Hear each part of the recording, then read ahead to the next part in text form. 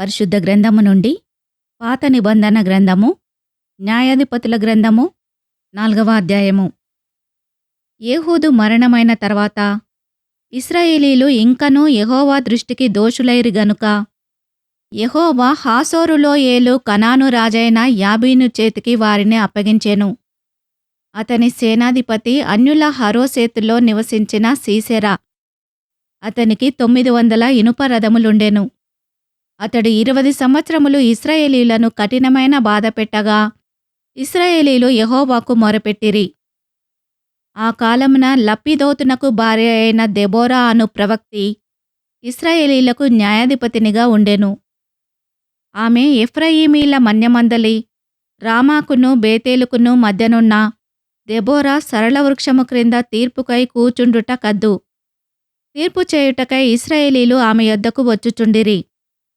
ఆమె నఫ్తాలి కెదెషులో నుండి అబీనోయము కుమారుడైన బారాకును పిలువనంపించి అతనితో ఇట్లనెను: నీవు వెళ్ళి నఫ్తాలీలలోనూ జెబూలూనీలలోనూ 10,000 మంది మనుషులను తాబోరు కొండ యొద్దకు రప్పించుము. నేను నీ దగ్గరికి యాబీను సేనాధిపతి అయిన సీసెరాను అతని రథములను అతని సైన్యమును కీషోను ఏటి యొద్దకు కూర్చి నీ చేతికి అతనిని అప్పగించదనని ఇశ్రాయేలీల దేవుడైన యెహోవా సెలవిచ్చి ఉండలేదా అని దెబోరా చెప్పగా, బారాకు, నీవు నాతో కూడా వచ్చిన ఎడల నేను వెళ్ళెదను గాని నీవు నాతో కూడా రాని ఎడల నేను వెళ్ళనని ఆమెతో చెప్పెను. అప్పుడు ఆమె, నీతో నేను అగత్యముగా వచ్చెదను. అయితే నీవు చేయు ప్రయాణము వలన నీకు ఘనత కలుగదు. యెహోవా ఒక స్త్రీ చేతికి సీసెరాను అప్పగించునని చెప్పి తాను లేచి బారాకుతో కూడా కెదెషునకు వెళ్ళెను. బారాకు జెబూలూనీలను నఫ్తాలీయులను కెదెషునకు పిలిపించినప్పుడు 10,000 మంది మనుషులు అతని వెంట వెళ్ళిరి. దెబోరాయు అతనితో కూడా పోయెను. అంతకులోగా కనానీయుడైన హెబెరు మోషే మామయ్య అయిన హోబాబు సంతతివారైన కనానీయుల నుండి వేరుపడి కెదెషునొద్దనున్న జయన్నన్నీములోని మస్తకి వృక్షమునొద్ద తన గుడారమును వేసుకొని ఉండెను. అబీనోయము కుమారుడైన బారాకు తాబోరు కొండ మీదికి పోయెనని సీసెరాకు తెలుపబడినప్పుడు సీసెరా తన రథములన్నింటినీ, తన 900 ఇనుప రథములను అన్యుల హరోసేతు నుండి కీషోను వాగు వరకు తన పక్షముగానున్న సమస్త జనమును పిలిపింపగా, దెబోరా, లెమ్ము, యెహోవా సీసెరాను నీ చేతికి అప్పగించిన దినము ఇదే. యెహోవా నీకు ముందుగా బయలుదేరును గదా అని బారాకుతో చెప్పినప్పుడు బారాకు ఆ 10,000 మంది మనుషులను వెంటబెట్టుకొని తాబోరు కొండ మీది నుండి దిగివచ్చెను.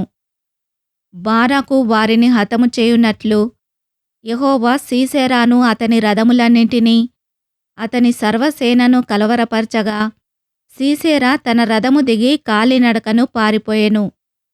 బారాకు ఆ రథములను సేనను అన్యుల హరోసేతు వరకు తరుమగా సీసెరా యొక్క సర్వసేనయు కత్తివాత కూలెను.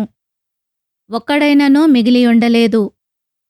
హాసోరు రాజైన యాబీనుకును కయీనీయుడైన హెబెరు వంశస్థులకును సమాధానము కలిగియుండెను గనుక సీసెరా కాలినడకను కయీనీయుడగు హెబెరు భార్య అయిన యాయేలు గుడారమునకు పారిపోయెను.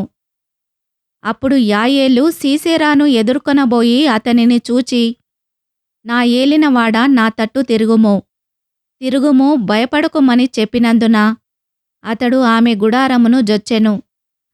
ఆమె గొంగలితో అతని కప్పగా అతడు, దప్పికొనియున్నాను, దయచేసి దాహమునకు కొంచెము నీళ్ళిమ్మని ఆమెనడిగెను. ఆమె ఒక పాలబుడ్డి విప్పి అతనికి దాహమిచ్చి అతని కప్పుచుండగా అతడు, గుడారపు ద్వారమున నిలిచియుండుము, ఎవడే కాని లోపలికి వచ్చి ఇక్కడ నెవడైనా నున్నాడా అని నిన్నడిగిన ఎడల నీవు ఎవడునూ లేడని చెప్పవలెననెను. పిమ్మట హెబెరు భార్య అయిన యాయేలు గుడారపు మేకు తీసుకొని సుత్తె చేత పట్టుకొని అతని యొద్దకు మెల్లగా వచ్చి అతనికి అలసట చేత గాఢనిద్ర కలిగి ఉండగా నేలకు దిగునట్లు ఆ మేకును అతని కనతలలో దిగగొట్టగా అతడు చచ్చెను. బారాకు సీసెరాను తరుముచుండగా యాయేలు అతనిని ఎదుర్కొన వచ్చి, రమ్ము, నీవు వెదుకుచున్న మనుషుని నీకు చూపించదననగా, అతడు వచ్చినప్పుడు సీసెరా చచ్చిపడి ఉండెను. ఆ మేకు అతని కణతలలో నుండెను.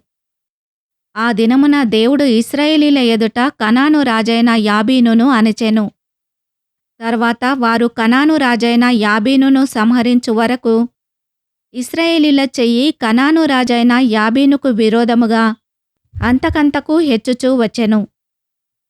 ఈ వాక్యమును విన్న మిమ్ములందరినీ దేవుడు దీవించునుగాక. ఆమెన్.